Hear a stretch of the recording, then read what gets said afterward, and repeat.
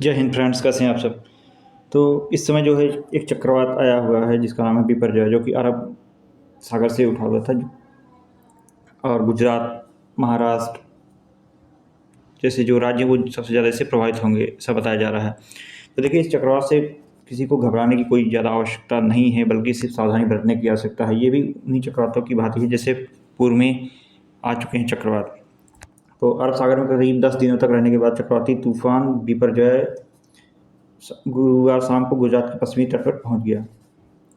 उस समय जो इसकी स्पीड थी वो तकरीबन 115 से 125 किलोमीटर प्रति घंटा तक थी।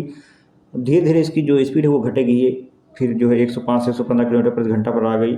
और आपको बताएं, जिस प्रकार से ये स्थलीय क्षेत्रों में प्रवेश करेगा, इसकी स्थिति कमज़ोर होती जाएगी, इसकी गति कमज़ोर होती जाएगी और जो है साथ ही कुछ वर्षा भी करेगी। इसके अतिरिक्त जो है इसके हवाओं के दबाव से जो है अन्य राज्य भी प्रभावित होंगे। जैसे राजस्थान में बिपरजॉय का असर रहेगा, वहाँ पे भी भारी बारिश होने के आसार हैं। गुजरात में जान नहीं रहे आप, तेज़ हवाओं के साथ बारिश हो रही है। इसके अतिरिक्त जो है इस चक्रवाती तूफान का असर जो है दिल्ली, मध्य प्रदेश और राजस्थान पर भी पड़ेगा। ये देखिए, ये जो है पाकिस्तान को भी कुछ हद तक प्रभावित करेगी। हालांकि जो है वहाँ पर रफ्तार धीमी हो जाएगी वहाँ तक पहुँचते पहुँचते। और बिपरजॉय के कारण जो है तकरीबन 100 से ज़्यादा ट्रेनें जो हैं प्रभावित हुई हैं। तो सबसे पहले हम जानते हैं कि साइक्लोन किसे कहते हैं। तो देखिए, जो इसकी संरचना होती है वो वी के आकार, जो अंग्रेजी का अक्षर वी है उसी के जैसी होती है। साइक्लोन एक ऐसी संरचना है जो गर्म हवाओं के चारों ओर और जो है कम वायुमंडलीय दाब के साथ उत्पन्न होती है। जब एक तरफ से गर्म हवाएं आती है और दूसरी तरफ से ठंडी हवाओं का मिलाप होता है तो एक गोलाकार आंधी का आकार ले लेती है। इसे ही चक्रवात कहते हैं, एक नॉर्मल बोलचाल की भाषा में जो कहते हैं। जबकि एक उष्णकटिबंधीय चक्रवात एक तीव्र निम्न दबाव क्षेत्र या उष्णकटिबंधीय या उप उष्णकटिबंधीय जल के ऊपर के वातावरण में एक चक्कर लगाता हुआ है। इसकी अधिकतम गति जो है वो 30 से 300 किलोमीटर प्रति घंटा हो सकती है, क्योंकि यह गोलाकार पथ में जो है चक्कर लगाती हुई राशि होती है जिसकी गति अत्यधिक तेज होती है।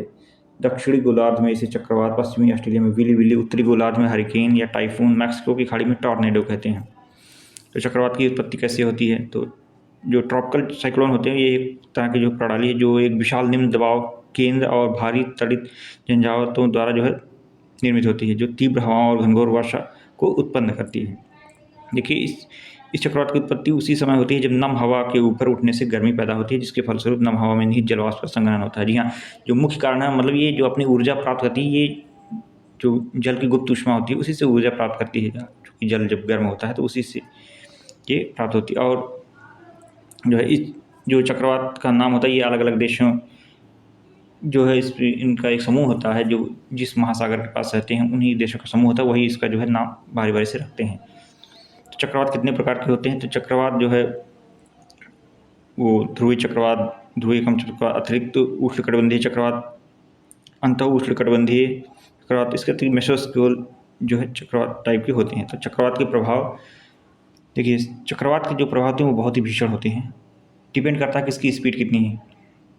साइक्लोन के कारण पेड़ गिर जाते हैं, इसके कारण भारी वर्षा होती है, कई लोगों की जान चली जाती है, पशु क्षति होती है, बहुत सारा जो है संसाधनों का नुकसान होता है। यही नहीं, जो बड़ी बिल्डिंगें होती हैं आमतौर पे उनके ऊपर जो शीशे लगे होते हैं वो टूट जाते हैं, या फिर जो है खिड़कियाँ उखड़ जाती हैं। आमतौर पे जो सौर ऊर्जा वाले क्षेत्र हैं या पवन चक्की वाले क्षेत्र, उन पर भी काफ़ी ज़्यादा नुकसान होता है। टावर्स जो होते हैं वो गिर जाते हैं, कई फसलें बर्बाद हो जाती हैं वर्षा और तीव्र हवा के कारण। संचार व्यवस्था में समस्या उत्पन्न हो सकती है और बहुत सारे इलाकों में पानी भर जाता है, जल भराव की स्थिति आ जाती है, जीव जंतु पशु पक्षियों को नुकसान होता है।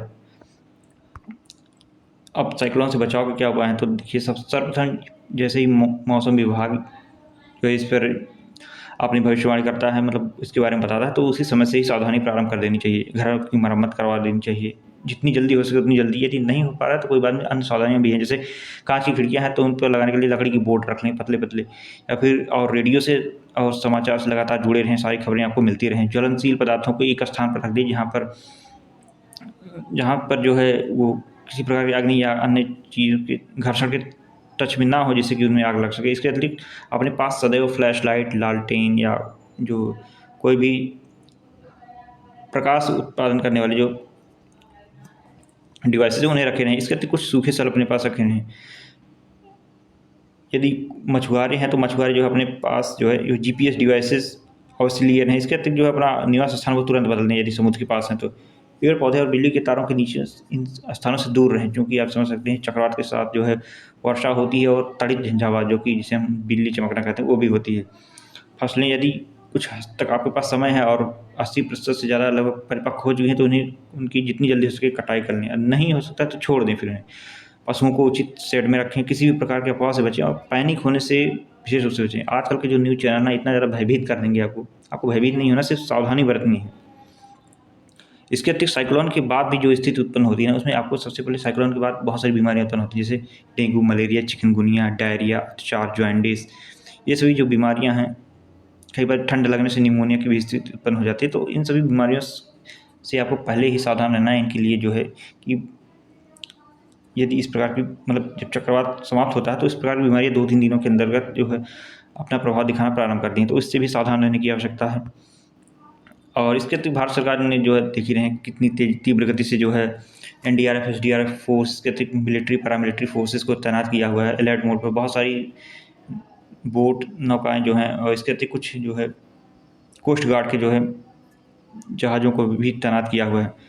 चक्रवात की श्रेणियाँ, तो चक्रवात 5 श्रेणियों में इन्हें मुख्य रूप से डिवाइड किया जाता है, जिनमें इनकी जो है गति के आधार पर, इनकी हवाएँ कितनी तीव्र गति से चल रही हैं, उसी के आधार पर इन्हें 5 श्रेणी में डिवाइड किया जाता है। ये हो गया। इसके बाद जो है बहुत सारी ऐसी गतिविधियाँ होती हैं जिनसे चक्रवात निर्मित होता है, जैसे गर्म इलाके के मौसम में जो गर्म इलाके होते हैं, वहाँ पे समुद्र में मौसम की गर्मी से जब हवा गर्म होकर अत्यंत कम वायु दाब का क्षेत्र बनाती है, तो गर्म हवा तेज़ी से ऊपर उठती है और उस ऊपर की नमी से मिलकर संघनन से बादल बनाती है। आप समझ रहे हैं, जब गर्म हवा नीचे तेज़ी से उठेगी तो उसका स्थान जो है ठंडी हवाएँ आकर लेती हैं। तो इसी के कारण जो है खाली जगह को भरने के लिए जब हवा नीचे, जो ठंडी हवाएँ होती हैं, नीचे आती हैं, और तब हवा जो है बहुत तेज़ी से उस क्षेत्र के चारों तरफ घूमने लगती है, जो घने बादल और बिजली के साथ मूसलाधार बारिश करती है। साइक्लोन के नाम मैंने आपको बताया था। दुनिया भर के जितने भी महासागरीय बेसिन में बनने वाले चक्रवातों का नाम है उस स्थान के जो आसपास के देश हैं, उस महासागर के आसपास के जो देश हैं, उनके समूहों के द्वारा रखा जाता है। जैसे कि भारत के मौसम विज्ञान विभाग जो IMD है ना, उसने हाल ही में भविष्य के उष्णकटिबंधीय चक्रवातों के 169 नामों की सूची जारी की है, जो बंगाल की खाड़ी और अरब सागर में उत्पन्न होंगे। भारत मौसम विभाग यानी IMD और 5 जो TCWC समेत दुनिया में 6 RSMC केंद्र हैं। इसके अतिरिक्त जो तूफान के विकसित होने पर 12 अन्य देशों को भी सलाह रखने का अधिकार है। प्रारंभ में भारत ने चक्रवातों के नाम रखने के लिए बाकी देशों से आरक्षण रखने के लिए अपील की थी, लेकिन जो है इस पर डिपेंड नहीं करता कि हमारा जो है पिछले कुछ वर्षों से हम देख रहे हैं, मतलब जो भारत सरकार ने जिस तरह से अपनी सैटेलाइट प्रणाली को बहुत ज़्यादा स्ट्रॉन्ग किया है। इसके अतिरिक्त जो है हमारे पास इतने सारे जो है, जैसे कि आंध्र प्रदेश में जो है आपदा प्रबंधन केंद्र बनाया गया है। इसके अतिरिक्त जो कई देश में कई स्थानों पर जो है चक्रवात की जो भविष्यवाणी करने वाले केंद्र थे, उनकी स्थापना की गई है। रेडियो स्टेशन को बहुत ही अपग्रेड किया गया है, उन्हें सैटेलाइट से जोड़ा गया है। इसके अतिरिक्त केंद्र सरकार भी इस पर नज़र रखती है। तो इस वजह से हम देख रहे हैं पिछले कुछ वर्षों में जो भारत सरकार ने बहुत अच्छी तरीके से विभिन्न आपदाओं का प्रबंधन किया है। वहीं पे हम देखेंगे हमारे पड़ोसी देशों में, जैसे चीन और पाकिस्तान जो है, वहाँ पे भी जो है चक्रवात आते, मतलब जो इस तरह की मौसमी आपदाएँ आती हैं, वे इनसे प्रबंधन नहीं कर सकते उचित प्रकार से। जैसे पिछले वर्ष जो है पाकिस्तान में आया था, आप देख रहे थे कितनी भयंकर बाढ़ आई हुई थी, जो है जल वर्षा के कारण जो है इतना प्रभावित हुआ था पाकिस्तान, वो जो है उससे जो है कई देशों से मदद मांगनी पड़ी थी। इसके अतिरिक्त जो है हमने वही कुछ वर्ष पूर्व केरल में ऐसे ही स्थिति उत्पन्न हुई थी, लेकिन हमने उसे उचित प्रकार से मैनेज कर लिया स्वयं ही। अब चीन में आप देख रहे हैं अक्सर जो है बाढ़ की स्थिति उत्पन्न होती रहती है, लेकिन जो भी हो, कम से कम हम इतना मानेंगे कि भारत सरकार ने अपनी जो आपदा प्रबंधन की रणनीति है उसमें काफ़ी ज़्यादा सुधार किया हुआ है, और ये बहुत अच्छी बात है। जिस प्रकार से सभी चक्रवात आए गए हैं, वो ये भी चला जाएगा। बस हमें थोड़ी सावधानी बरतने की आवश्यकता है, भयभीत होने की आवश्यकता नहीं है। और चक्रवात के पश्चात जो बीमारियाँ उत्पन्न होती हैं, उनसे सावधान रहने की आवश्यकता